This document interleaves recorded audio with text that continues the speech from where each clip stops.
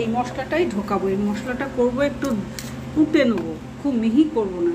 এই তিল আছে, হলুদ আছে, এই মৌরি আছে, পাঁচফোড়ন আছে, সর্ষে আছে, তিল আছে, নুন আছে, তারপরে এই জিরে আছে, ধনে আছে, এগুলো কুটে নেবো।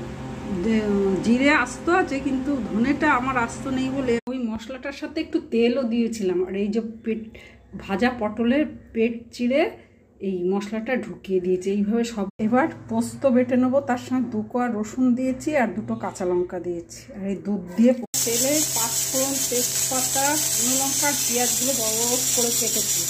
একটু নুন দেবো নরম হওয়ার জন্য। এবার এতে একটু কাশ্মীরি লঙ্কার গুঁড়ো দিলাম আর একটু হিং দিলাম আর একটু গরম মশলা দিলাম।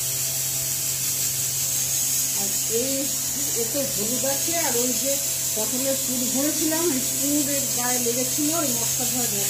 রসুন কাঁচা লঙ্কা বেটেছিলাম সেইটা দিলাম আর তার সঙ্গে একটু এই চিনি দিলাম। পুর ভরা পটলটা দিলাম কেউটা। এবার একটু পোস্তর গন্ধটা আসার জন্য এই পোস্ত বাটাটা একটু নামানোর আগে দিলাম আর একটু কাঁচা তেল দিলাম।